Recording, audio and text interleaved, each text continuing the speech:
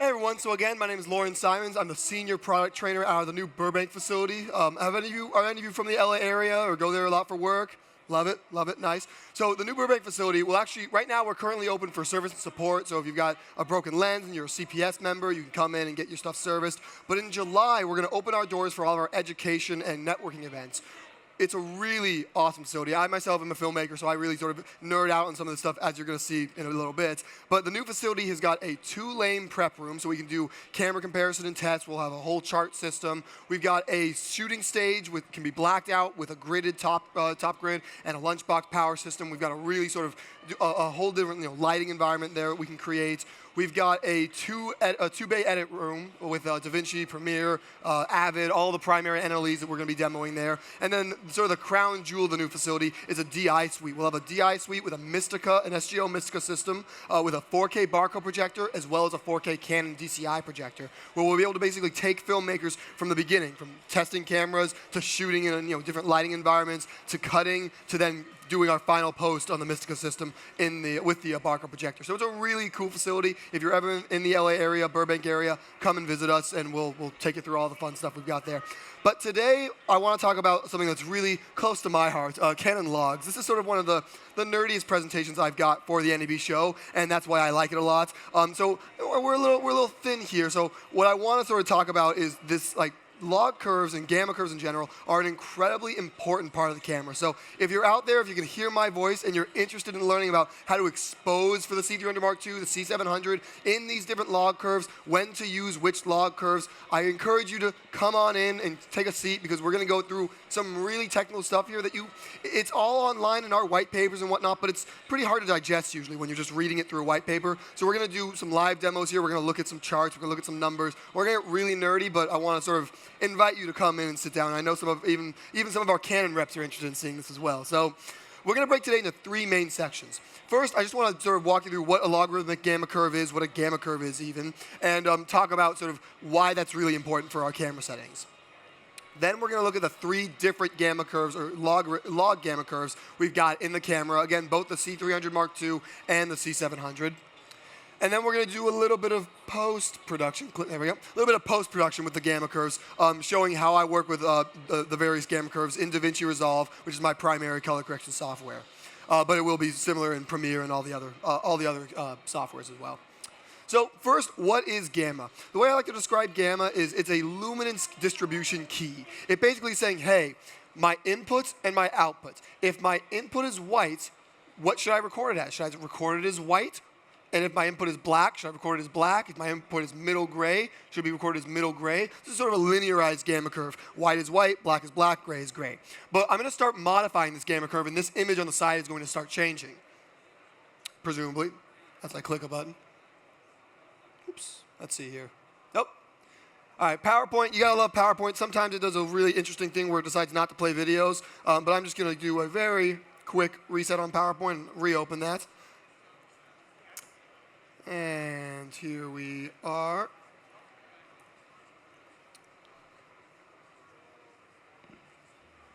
All right, so I'm going to take that white down. So I'm taking the white input down and bringing it down to middle gray and see how it starts to affect the image. Of course, the black point's staying the same, but it is also affecting middle gray. I'm going to take black up and start lifting black towards middle gray, and we can actually see more detail in the shadows now. And I'm going to take middle gray and bring middle gray down, and you'll see my white and my black points stay the same while my grayscale and middle gray start to shift. So it's really just a key. It's saying if it's white, make it white. If it's black, make it black. So a logarithmic gamma curve is designed for the camera, for the specific sensor, and it's designed to really give us the most range the sensor can offer. So it's really going to dig deep into the shadows, it's going to retract those highlights, and it's going to give us the most dynamic range. So have any of you ever seen this chart, a Xyla chart before? These are really cool charts. It's by DSC Labs. They're somewhere over there. They make all the cool, super nerdy charts. I love them. This is a Xyla chart. And what a Xyla chart does is basically a big soft light, and then in front of it there are ND filters, or just density glass, and it shows us one stop of light darker. So at the top we've got basically just a clipped white square, and then there's a one stop darker square, one stop darker, one stop darker, one stop darker. So it's for measuring dynamic range to see how many stops of light we can see simultaneously before clipping to total black or blowing out total white. So this is a Xyla chart with a standard 709 chart. And I want to just briefly look at this, this chart. So again, we were talking about input and output. So on the bottom here, this is our input. This is saying, hey, if it's 2 stops over middle gray, then put the code value up by 896. And this is our output. That's where we're going to map our luminance values. Are you all familiar with a 10-bit scale, our waveform? So in the C300 and the C700 C300 Mark II and C700, we're in a 10-bit encoding space. So we're going to be working in a 10-bit scale. So we're saying basically, hey, at basically 2.5 stops over middle gray, we're going to put that value at our full peak brightness. So we're not really getting our full dynamic range. You're getting about 11 to 12 stops. On a reference display, I can see about 12 stops in our BT709, which is actually still pretty impressive for 709, for a 709 curve. But when we go to a gamma, one of our logarithmic curves, boom, we can see a lot more detail going into the shadows, up to 15 to 15.5 stops of dynamic range. And you can see that where we were putting 2.5 stops up all the way at 1024, we're now actually pulling that way down, and we're actually getting 6.3 stops above middle gray being pulled to around the 896 code value. We'll talk about why we don't go all the way to the top in Canon LOG 2 in a bit, but that's the idea behind a logarithmic curve. We're getting a lot more dynamic range. We're seeing a lot more information because we're basically quantizing our code values a little bit more efficiently so we can see more. But you might be saying, well, okay, why not just always shoot log? Because these two charts, I mean, they look like charts, they look pretty, but when we look at an image, when we're shooting log, because our code values are much more compressed, because 6.3 stops above middle gray is not even full peak white, we don't really have a very contrasty image. It's a relatively low contrast image. So here's a log 2 image, and here's that log 2 image with a 709 curve on it. So we're really making it sort of pump up more. We're taking those brights, those whites, those 6.3 stops, and we're really taking those to the top, and we're also crushing our blacks a little bit to get a little bit more black contrast. Another image here. One of the things I want to point out is this is the log 2 image. When I go to 709, because the contrast is increasing, we're actually seeing more detail. This is a vineyard, and there are trees back here that in the log image we can't even see because there's just such little contrast. The blacks are not punchy enough. So we won't, we shoot log, I shoot log primarily, and then I'll be color grading it to get to an image like this, but it takes an extra step. Shooting log is not something you can just shoot and then post to the web, although if you look at some commercials on commercials and TV shows like Girls, you might actually assume otherwise, because there are some TV shows that shoot log and actually post pretty darn close to just unadulterated log. It's a style. It's a style that I think is a little strange, but it's a style nonetheless. And that's what filmmaking is. It's all about stylistic choice. But primarily, you will be shooting in log and then color correcting to make the image a little bit more contrasty and make it map better to a 709 display. So let's talk about these 3 different log curves we've got in the camera. We've got Canon LOG 1, I'll call it for this just to keep it simple, Canon LOG 2 and Canon LOG 3. Let's first talk about Canon LOG 1, because it's the first one. This log curve is designed specifically for the C300 Mark I sensor. It was the first log curve we ever made. It's the first log formula we ever made. And it was designed for the C300 Mark II, which means that it's not really optimized for the C300 Mark II and the C700 because they are different sensors. So when you look at this chart here, again, we're going to go to our overexposure area, and we actually get 5.3 stops above middle gray, and that's the kind of range that we're mapping. We don't even map 6.3 stops, which the C300 Mark II and the C700 sensor can actually see. So this curve is really designed primarily just for the C300 Mark I sensor, and it's not something I use primarily really ever in the C300 Mark II or the C700. There are some people who will say, hey, if you want to match the C300 Mark I, use this curve. I still don't even do that because while, yes, it will match the C300 Mark I pretty darn close straight out of the camera, it's not like you're doing a live production in log. You're going to be doing, if you're shooting log, you're going to be color correcting. So I want to start with a little bit more information. I want to start with a curve that's more optimized for the C300 Mark II or the C700 sensor. One of the other main reasons why I wouldn't recommend using this on the C300 Mark II or C700 is it's designed for an 8-bit curve. It is an 8-bit curve. It's designed for 8-bit encoding. In an 8-bit encoding, we only get 256 values for gray. In a 10-bit encoding, we get 1024 values for gray. So basically, this curve was designed to only distribute our gray values among 256 shades. While, yes, we're still shooting it in a 10-bit camera, so it is mapped to a 10-bit curve, it just wasn't optimized for that 10-bit encoding. So for those of you who aren't really familiar with bit depth, basically if you're in a smaller bit depth space like 8 bits, there's only 256 shades of gray for the camera to sort of choose between to represent the luminance values. And if you use a really aggressive curve, like some people will say, can you ever put Canon Log 2 into the 5D Mark IV or the C300 Mark I, which are 8-bit cameras? And the problem with that idea is that if you've got a 10-bit curve, it's designed to distribute 1,024 shades of gray, but if you're only working within an 8-bit system, 256 shades, then what's going to end up happening is you're going to have way too subtle shades of gray, and the 8-bit encoding won't be able to accurately represent them, and you'll get macro blocking. So if anyone ever asks you, why didn't they put Canon Log 2 in the 5D Mark IV? It's because that's an 8-bit camera, and it requires an 8-bit curve. So that's really the logic behind that.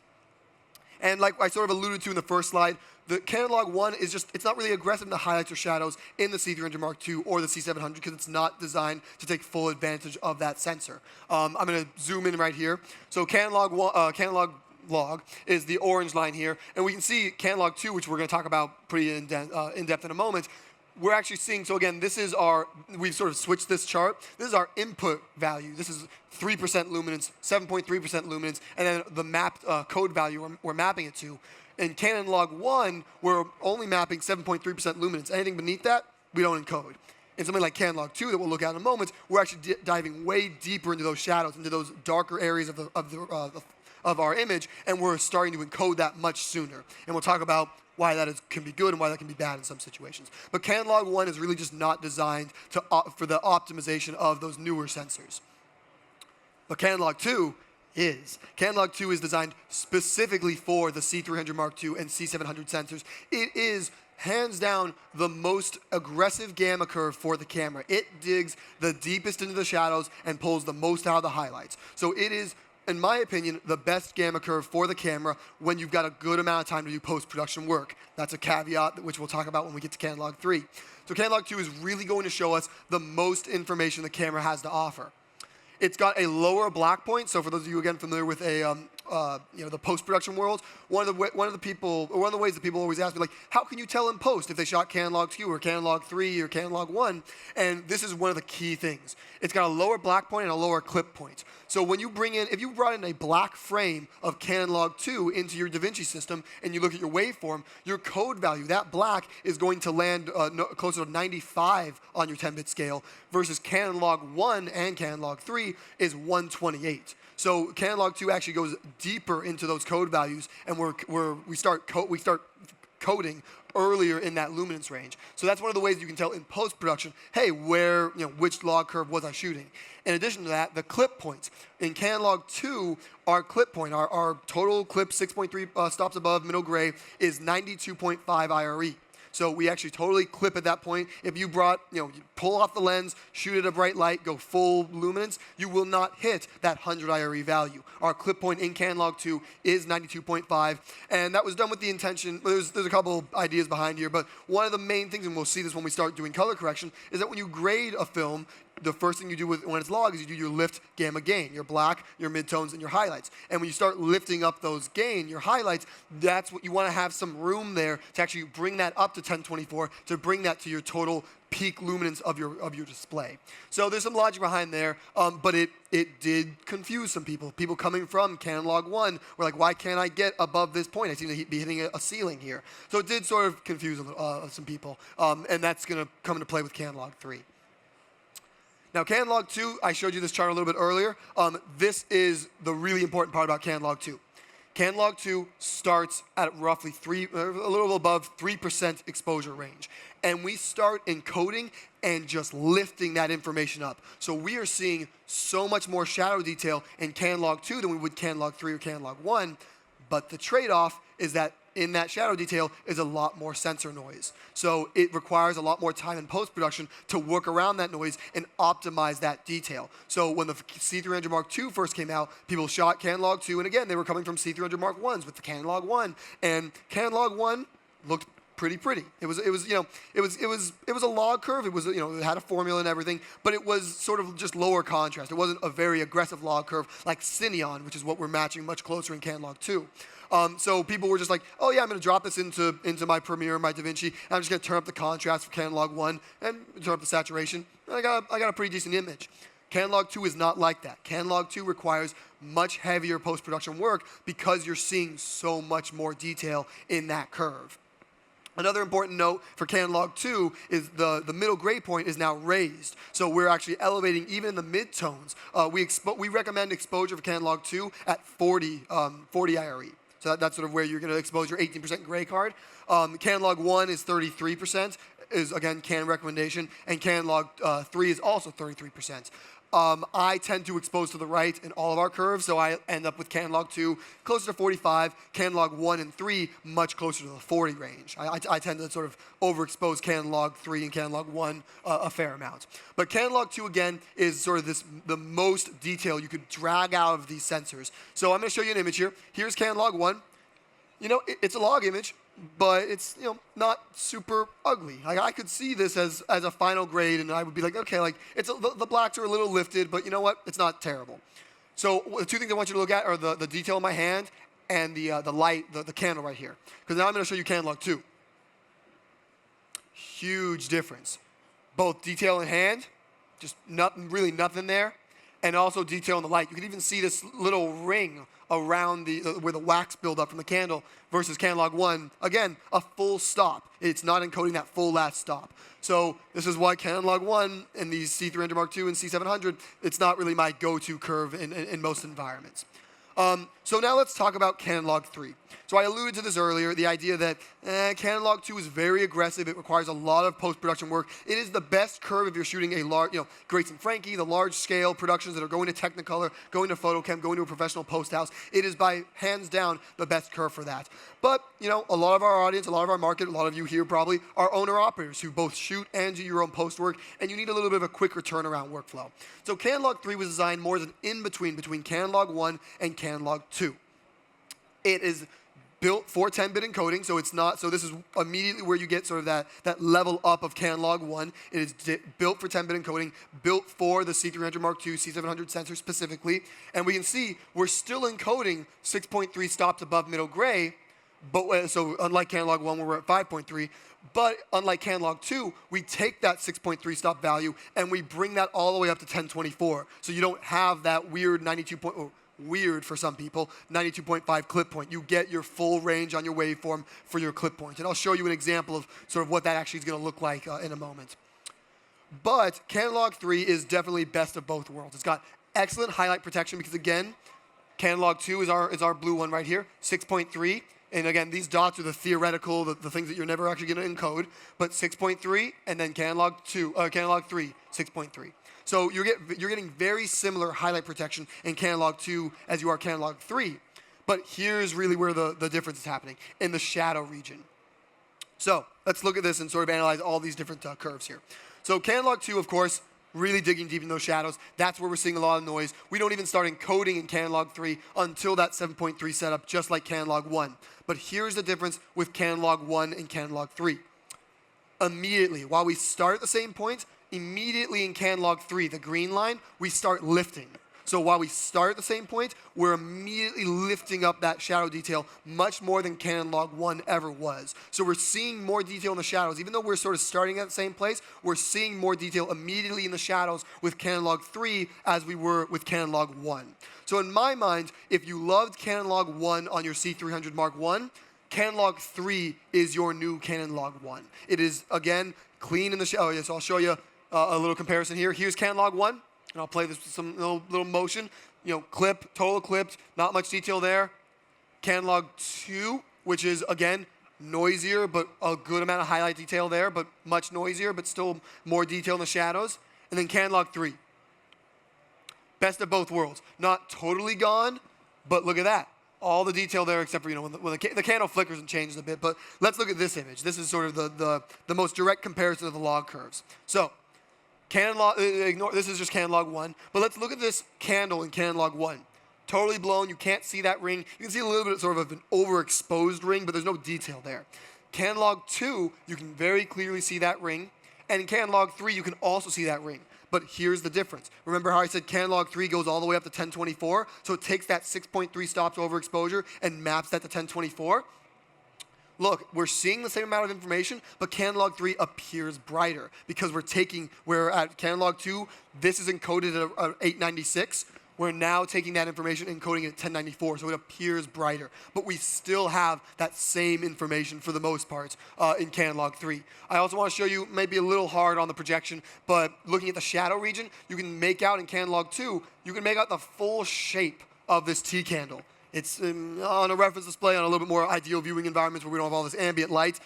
You can really make out this very clear T candle shape. In Canon log 3 and Canon log 1, nothing. It's not there. You can make it out a bit more in Canon log 3, but really in Canon log 1, it's just pure black. I encourage you, if you want to talk a little bit more about this, I've got a booth on the other side of this stage, our Canon Live Learning booth, and I can show you this a little bit clearer. And then also, let's look at the hands. So in the hand region, Canon log 1, really no detail here in the knuckle. Canon log 2, much more detail again, lifting that shadow information. Canon log 3, somewhere in the middle. While the black point's the same in Canon log 1 and Canon log 3, we're still lifting those shadows much quicker in Canon log 3. So what I want to do now, I know that's a lot of heavy techie stuff. What I want to do now is show you a little bit of work in DaVinci. So I'm going to open up DaVinci Resolve. Take a sip of water.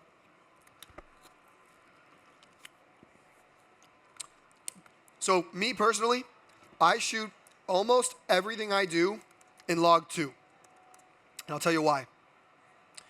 Remember, come back to the visual of log 2. It's the biggest curve, deepest in the shadows, deepest in the highlights. So imagine, if it's that deepest curve, we can always compress and throw away information. So what I want to show you here is a timeline somewhere. There we go. I've got, let's go to our, here, okay. I've got Canon log 1, Canon log 2, Canon log 3, and wide DR, which is our sort of 709 linearized look. So here's log 1, and here's log 2. What I want to do is actually show you, I can take a node, and with a little LUT I built, I can change just the gamma, and I can say, hey, you know what? Take my Canon log 2 and make it into Canon log 1. And now, here, I'm sorry, I get lost here sometimes. Okay, here's Canon log 1, and here is Canon log 2 with a Canon log 1 LUT. Pretty darn close. So again, here's Canon log 2 with the LUT. I'm turning off and on the LUT. So Canon log 2 with a Canon log 1 LUT, and then, I'm sorry. Always get lost here which direction I'm going. Okay, Canon log 1, Canon log 2 with the LUT. So pretty darn close match. And then I can always turn off my node and see that. So I'll show you one more time with the image with the node change, just so you can see Canon log 1, Canon log 2 with the LUT, Canon log 2 without the LUT. So I can shoot these much more aggressive gamma curves, and then I can actually in post say, you know what? I thought I had a lot more time, but no, I actually don't. I'm going to just automatically make Canon log 2 look like Canon log 1. Again, would I ever actually make Canon log 2 look like Canon log 1? Probably not, unless I was maybe matching a previous camera.